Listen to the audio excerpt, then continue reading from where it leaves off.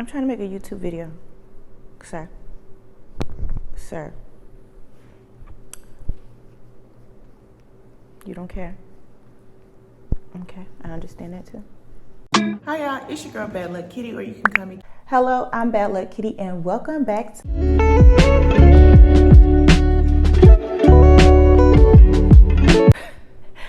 Hey y'all, it's your girl Bad Luck Kitty, or you can call me Kitty. Welcome back to my channel. Today I want to talk to you about nanny services, and I know that there's a diverse group of people that watch my channel. However, I think today I'm talking to black women, especially today, because there's a lot that goes into kind of this for us. Also, if you are the strong, independent woman type of your culture, I think this applies to you as well. Today, I think that it's important really to kind of understand and unpack the emotions that we have behind having nannies, particularly moms, right? Like for a mom, we've been taught that like moms do everything. We cook all the meals, we clean the house, we do the everything. There's nothing that we can't do. Like it's like once you become a mom, you get a cape in the mail, because you become a super person. You become a superhuman, a superhero at that point, even though we didn't know we signed up for that, but that's what happens, right? So I think that fur moms included, okay?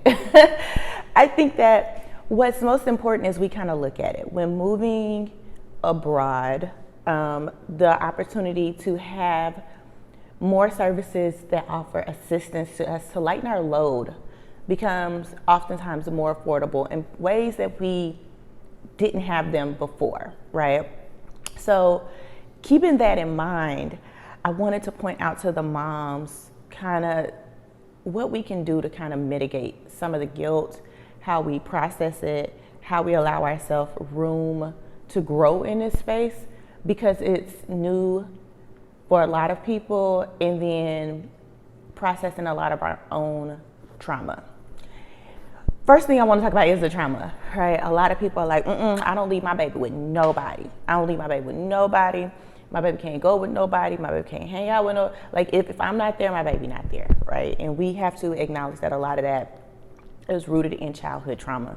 There's a lot of childhood trauma that has occurred in the black community, other communities as well, but in the black community, there's a lot of childhood trauma. There's a lot of inappropriate things that occurs to young black girls at a higher rate than most other girls, but it happens to everyone. But I'm speaking to black moms right now, it's the largest demographic on my channel, okay?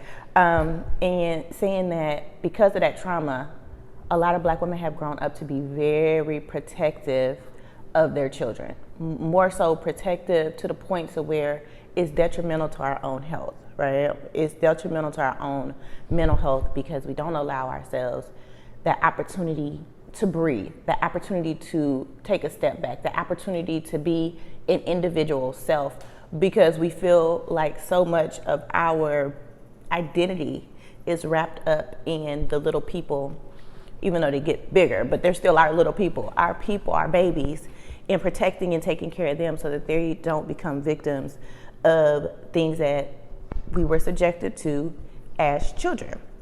And I think that that's beautiful. That's exactly what a mama's supposed to do, right?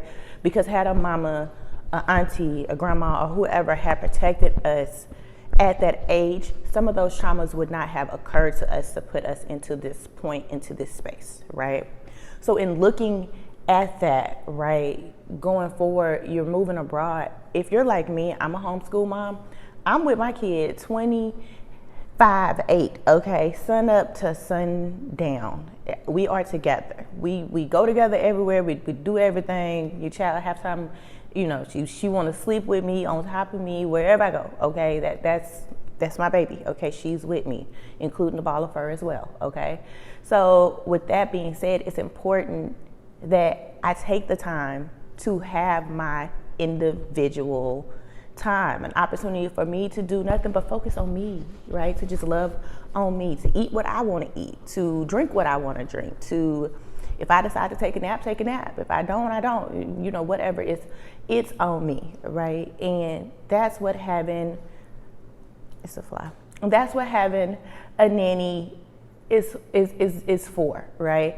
If I want to go out for the day and get spa treatments, then get a wax, or we always got our nails done together, but or whatever, I have the opportunity to do that because I have a nanny, right? I can just take that time to go do what I want to do. I can go shop. I could be in the dressing room by myself. I can try on as many things as I want. I don't want to hear, okay, well, the first 3 things look good, so you should just get those. Please don't try on anymore because I'm ready to go. I'm tired of sitting in this dressing room with you. So it's just like little things like that give us a sense of self. Before we became a mom, we took ourselves to the mall. We spent however many minutes, seconds, hours we wanted to spend in there. But then once you have these kids, especially if you have multiples, maybe if you have very littles, you don't get that time to just do something and find something that exactly is going to make you feel good about yourself, or the opportunity to just take a nap. Or if you want to go eat at a restaurant, your kid's not going to eat anything at that restaurant, you still can go to that restaurant because you're like, I can go there because I can get whatever I want. So that's, kind of the space we need to give ourselves. And having the trauma, we stop ourselves from having that because it's like, who can I leave my kids with? In the States, you had that handful of people, if it was a whole handful, that you were like, okay, these people can watch my kid, right? For me, it wasn't so much of the ability to leave my kid with people. It was just the understanding that in my family, in Black culture, people like to whoop kids. You don't hit my kid. She's probably 61 pounds now, I believe. Why would you hit her when she speaks very well? You can talk to her about something that you don't like. However, in the Black community, if you don't eat all your food, you either sit there until you finish it all, or you're gonna get a whipping, you get up from the table. Don't do that to my child, okay? That's why we have such a vast amount of obesity in our community. That's why there's so much trauma around food in our community. I don't do that. Are you full? Do you need something else? Okay, if you're finished, get up. If my baby doesn't want to eat her protein that's on her meal, on her plate, that's fine. I know that my baby doesn't like meat. She doesn't like chicken. She likes a little bit of beef. I know she likes specific proteins and not a lot of them. So I feed her more beans for her protein. But if she's over somebody else's house, if she's over someone else's house and they have the you eat what I cook mentality, then my child may be hungry, or she may meet a crossroads with eating what is prepared for her, and I don't like that. So therefore, I don't leave my kid with a lot of people because I know that I raise her different than traditional norms, I guess I should say, right? So coming here with her by myself, I knew like, okay, I was going to get a nanny, right? I have used babysitting services through care.com, through Sitter City, I think is the name of it. And my company assisted us with nanny placements and sitter placements and things like that for when we were working. So things like that I'm familiar with, right? And I kind of have like general guidelines, relationship building, and all this other stuff that I went through before to be with the sitters that I had in the past. So coming here, it was a little different because it's like, okay, it's one thing if you have a sitter for like, okay, I'm just gonna be out for a few hours, like date night around the corner, versus I'm in another country and then there's a language barrier. Also, I'm gonna be completely out and I'm leaving my child with a total stranger. So what I did was I came up with some ways to help myself get adjusted. My child has a phone. She knows to take her phone with her wherever she goes.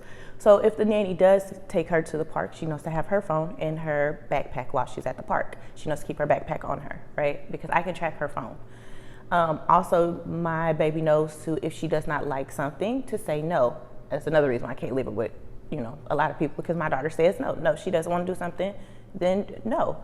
My daughter also knows to call me if she has a question, if she needs something, if she's questioning people, she knows that she can call me, and that's okay. And I'm going to address whatever it is. So there are things that I have in place with my daughter, as well as leaving clear instructions for the nanny, right? And what she needs, where her food is at, where she can go, what she can play with, the kind of rules of the house, things like that, right? So those are the things that I had in place.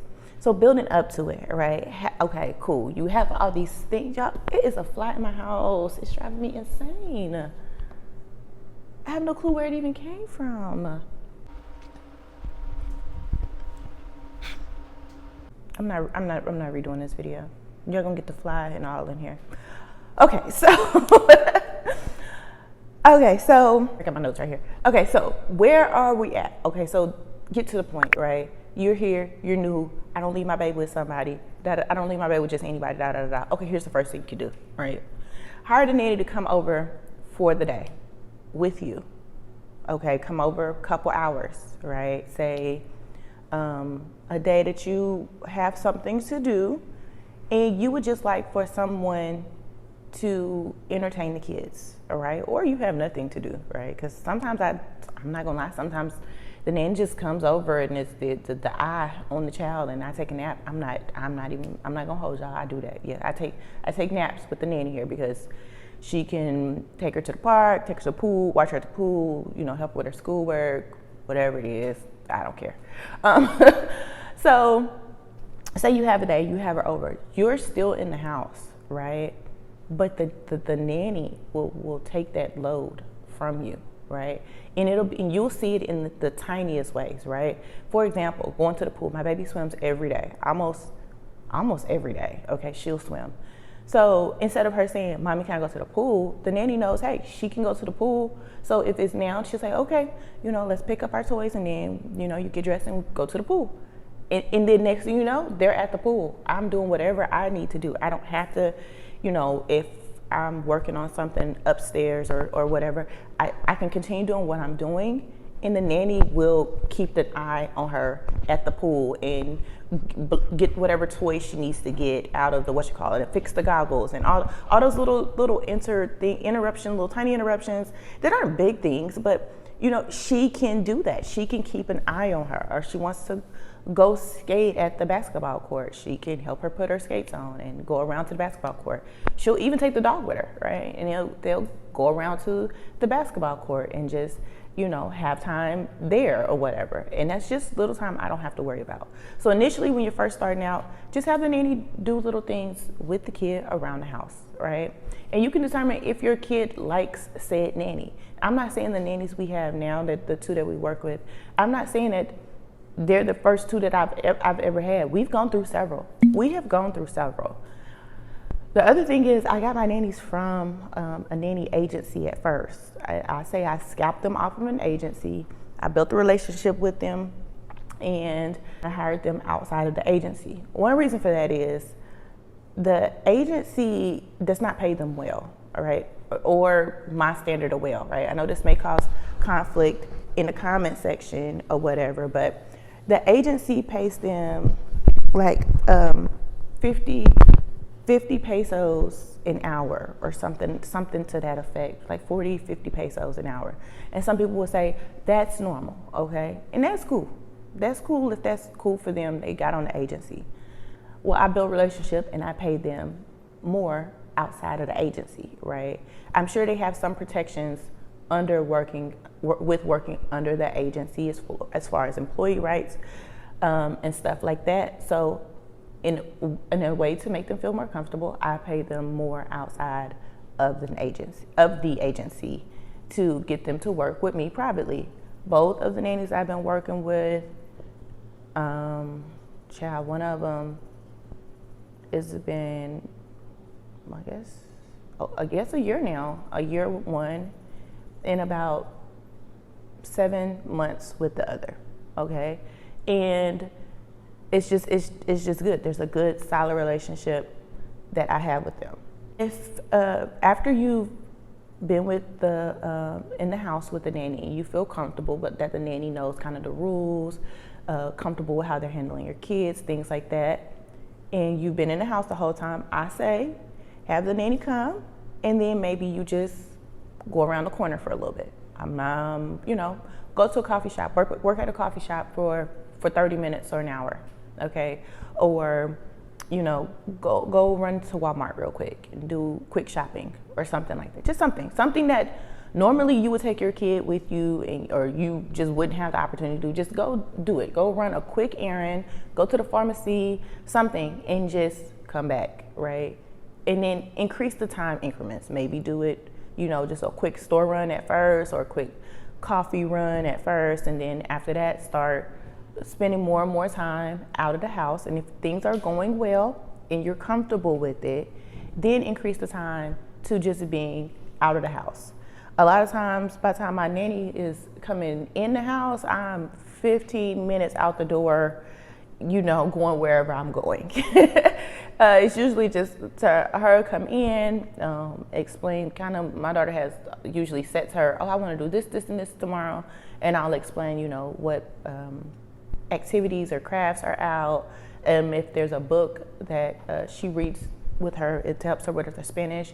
What book maybe we picked up that I would like for her to work on it with her, and what she has in the refrigerator, what meals she wanted me to prepare, and that's it. And I'm out the door, and I come back, and there's a lot of things I don't have to worry about, and I just let it happen. So I think you should gradually build up to more and more time out of the house, and rapport building with your nanny so that you can get to a good place to where you can leave the house. A lot of times people are like, oh my God, you're always out, you're always doing stuff. Where is your kid? A lot of times she's at home with the nanny, or we do a thing called nanny sharing, where say if one or two of my friends are out, our daughters are crazy enough, all of our daughters are around the same age. And so we pick a central location to wherever we're going. We have the nanny at that location, and we will leave the girls together with the nanny at that friend's house, and the nanny will watch the kids. So that's another alternative. Another good way you can build a relationship with a nanny is if you know someone, you can say, hey, can I nanny share with you if you're going to this event or da da da. And they would say, yeah, no, XYZ, whatever. And if they say yeah, which a lot of times they will, as long as your child is not a terrorist, because some of y'all kids is bad and y'all don't want to acknowledge that. And if they say yeah, then just, take your daughter or son over there, let them spend time so they can build that relationship with the nanny. And then talk to your kid on one-on-one. Like, hey, how did you feel about, Lupita is one of my nannies said, oh, how'd you feel about Lupita? Oh, she was cool. She did this, she did that. We did this. And, oh, she's so funny, da, da, da. And then you maybe reach out to them and say, hey, do you mind if I get your nanny's number? For my age group, most of our kids are between 8 and 11. So we don't have full-time nannies. Like, there's not a legitimate need for full-time nannies. Most of us have a nanny 1 or 2 days a week to come in for a couple hours, whether it's something work-related or something like going to immigration or going, just out for a day or something like that. Then that's when we will use the nanny. So we do share our nannies amongst ourselves so that we ensure that she gets work, and we also, our nannies are cool, honestly. We have good nannies. There's been some, that's just been like, sis, you can't come back over to my house. And then there's just the few that we have, and it's like, okay, yeah, we want to keep them working, and we pay a meaningful wage, so that's really good for them. Like, my nanny got a car, right? I'm not saying it was 100% from nannying, because she also does makeup, but I'm sure that the extra income, because she was making such low wages with the agency, has helped her to achieve her goals a lot faster than she would before. So, just little things like that, overcoming the trauma, you gotta do the internal work as well. I should have definitely said that. Doing the internal work as well, understanding what happened, how you were put in that situation, how you were allowed to be harmed as a child, and understanding where you are now and what you're giving to your kids, and how important it is for you to have individual time and space. Right? And not only saying, oh, well, I get a nanny because I have conferences all day and I need somebody to watch the kid, da, da, da, da. Also allowing yourself, I'm going to get this nanny today, and I'm going to go to the rooftop at, I can't remember the name, Camino Real. Somebody's at my door. Hold on a second.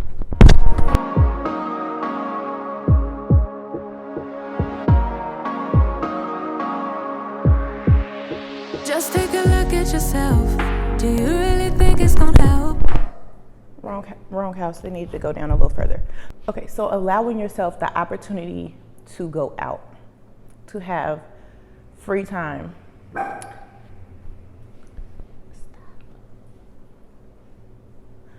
Allowing yourself the opportunity to go out and have free time, leisure time, time where you just focus on you, whether it's taking a nap on the rooftop of Camino Real or, having 2 mojitos where you would normally only have 1, just giving yourself the space to, just relax for a little bit. Go get a massage at Thai Spa or, a facial at Boho Spa or just anything. Just allow yourself the opportunity to relax, to pamper yourself, to enjoy life outside of motherhood. Even though motherhood is a beautiful hood, it can also be the most ghetto hood at times. So give yourself the opportunity to breathe a little bit for yourself, okay? And a nanny will help you with that, okay? I know society has told us, raise your own kids. Even in the comments, because I've talked about services and things like that before. And, it's like, you don't need a nanny, raise your own darn kids. I raised 5 kids by myself. And then you look at that person, they just look so run down because they never got help. They never accepted help. Clean your own house. I've been cleaning my house for 47 years. And it's like, okay, that's why your back is hunched over the way it is. Like, you have exhausted yourself the way to no avail. And you feel like it's a badge of honor that you have just run yourself into the ground at service to other people. And now are you really truly happy? Every day when you were servicing your family, were you really truly happy? Because once I feel like you give up so much of yourself and you lose your true self identity, you become resentful. And I feel like a lot of people don't want to acknowledge that. Partners in partner situations, they don't want to acknowledge that. They become resentful to their partners. The ladies who want to take on all of it, because say maybe the person is a provider and they're providing, all of the financial gain. They feel like they need to take on everything in the house by themselves. When in reality, a lot of times the house load can be, if on a dollar value scale, can be more than what the person is paying in bills. And they may feel like, oh, I have to do everything myself, and even down to like deep cleaning the house and things like that. And they realize, I'm freaking exhausted. I'm burnt out. 1, 2, 3 kids. 1 kid is one thing. I get exhausted with 1. 2, 3 kids. You have kids that are in constant rotation. 1 gets sick. By the time you get 1 well, the next one's sick. By the time they get well, then your partner is sick. By the time they get well, then you're sick, and everybody is well. But then everyone's looking at you, right? Get help. It's okay to get help. It's okay to have a nanny. That doesn't mean like you stop being a mom because somebody else is over entertaining. And that's what I say. You're just here to hang out with my kid. You're here entertaining my kid. I'm paying you to hang out with my kid. I have a pretty cool kid, so I'm like, that's a good gig. That's good. Like, you get to do arts and crafts with her. You get to, hang out with her, swim with her, cook or bake with her. I don't feel like that's too much of a hard job because I enjoy doing those things with her. But sometimes I want to do something else. Like, I want to, go to the beach for the day and lay in the bed beachside without having to, keep an eye out for my kid in the ocean. I want to just go and have a couple mojitos. And if I fall asleep, I fall asleep. If they come over and say, do I need something else? I might want to order another mojito. Like, I just want to have, just have that time, just have that time for myself where I can just really decompress, relax, and, just enjoy myself, because there's absolutely nothing wrong with it. You don't need to take on the weight 100% of the time because you don't want a resentment to set in for having your kids, because I'm sure that kids can really tell, And I talked to my daughter about that. I'm like, Mommy's going to have mommy time. I'm going to have adult time to myself. And she'll be like, okay, and I think it's really important you talk to your kids about that. So your kids can see you as a human, not just like this superhuman person, this superhuman mom. They can know that, okay, my mom is normal too, And I always tell my daughter, like, okay, I'm going to hang out with my girls, and she'd be like, okay, da-da-da. I'm like, okay, you and your girls have fun. That's what, and make it a real thing. Because I don't want her to grow up and be a woman and become a mom that thinks, that she has to do every single thing. I let her know it's okay. Even like as far as our housekeeper, right? When she comes over, I say, hey, put your things away before the housekeeper gets here, because the housekeeper is going to put them away the best way she knows how. So your things are not going to be where you may want them to be, and you're going to be upset because she maybe put your doll shoes to one doll away with another doll, and you're going to be upset because you can't find those things. Okay, well, if you had cleaned up behind yourself, you would be able to find your things. But at the same time, she's here to assist us. She's not here to clean. She's not here to like clean up and pick up all the little things. You still have to do little things like putting your clothes in the laundry basket. She should not have to pick up any clothes off the floor. You should already have your clothes in your laundry basket. Like, don't be dirty just because we have a housekeeper. She's just here to do the deep cleaning and get all the ridges in the corners that I don't want to do, okay? So just little things like that. Talk to your kids about what having a nanny is, if they're old enough to understand, and also talk to yourself, do the internal work so you understand that having this additional help is it's really beneficial for you, okay? And paying them a fair wage, treating the nanny like a person is really the most important thing. Having a good, solid relationship with them, right? A really balanced relationship where, like, yes, we interact on a person-to-person level, but also that there is a level of I'm the boss, you're the employee, right? But not so overt to the point where it's like, I own you, I rule you. It was with this one family, and the girl told the nanny, you work for me. We were like, wow, I can't believe she said that. But the mom told her, oh, she has to do whatever you want her to do because she works for you. Like, I'm paying her for you. And I was just like blown away. Like, I was like, wow. Like, and my baby was like, her eyes were just big. Like, she just did not know what to say, because I have a conversation with her like, yes, she's here to watch you while mommy's away, but at the same time, like, she's still a human. This is her job. You still need to treat her with respect, right? Having that conversation. Because if you look at it, a lot of times the first time kids have seen nannies and things of this nature is from TV, right? Even if they looked at, like, I can't remember the name of that thing where the girls are like the babysitters for the kids act horrible to them, and the kids have to be accommodating because, the parents paid them all this money to watch the kids. That's TV. That is not real life. Don't act like that with anybody. Just really explain it to my daughter. We don't act like that with anybody. You will not treat anyone with a poor level of respect. I don't care if it's the housekeeper or the gardener, the pool guy, the anybody. No one. You treat no one with such low level of respect. That's just being a bad human being in general, okay? So as far as the nannies, do the internal work, give your work in increments to give yourself, build up the trust and rapport with your nanny so that you can leave them for longer periods of time. Ask friends for recommendations for nannies, and treat your nannies well. Treat your nannies with respect. Treat everyone, any service provider, with respect, and understanding the cultural differences, okay? Timeliness is a bit of a struggle here.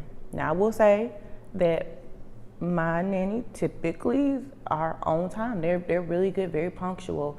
Maybe like a little bit of delay, but they'll text and say, hey, XYZ going on, like the one take the bus system, and she'll say, oh, I missed the bus, so I'll be a few minutes late, but never something so egregiously late, and just understanding that is a thing here.